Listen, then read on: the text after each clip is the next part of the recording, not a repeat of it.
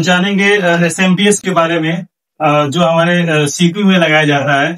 SMPS जो होता है हमारे सीपीयू में क्या पावर सप्लाई करता है। ठीक है, ये इसी के द्वारा हमारे पूरे सीपीयू में पावर सप्लाई जाती है। इसमें कनेक्ट करने के लिए ये हमारा जो है मदरबोर्ड में जो है इसका जो एटीएक्स यहाँ पे कनेक्टर दिया हुआ है 24 पिन का। यही एटीएक्स हमारे मदरबोर्ड में लगाया जाता है, जिससे क्या होता है कि पूरे हमारे मदरबोर्ड में पावर सप्लाई जाती है। बेसिकली इसका काम होता है पूरे हमारे सीपीयू में पावर सप्लाई करने का काम। जैसे कि आप देख रहे हैं इसके अंदर ये फैन लगा हुआ है। ये जो फैन होता है इसके अंदर की जो हीट होती है उसको बाहर फेंकने का काम करता है। और आप देख रहे हो ये ढेर सारे कलर के यहाँ पे तार दिए हुए हैं।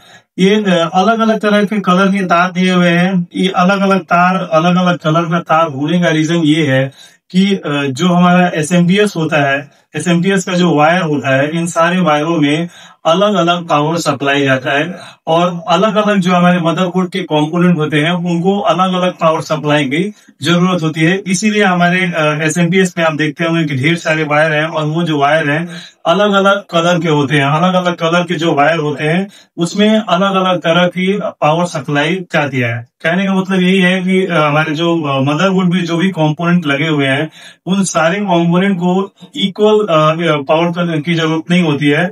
उन सबको अलग अलग पावर की जरूरत होती है। तो उसी हिसाब से ये जो केबल होते हैं उनको क्या करते हैं, पावर सप्लाई प्रोवाइड करते हैं। जो एसएमपीएस होता है इसके पावर केबल जो हम लगाते हैं सीपीयू के अंदर, वो पावर केबल हमारे एसएमपीएस में यहीं से लगता है, और यहीं से पूरा जो पावर केबल की सप्लाई एसएमपीएस से तो हमारे सीपीयू में या मदरबोर्ड में होके जाती है।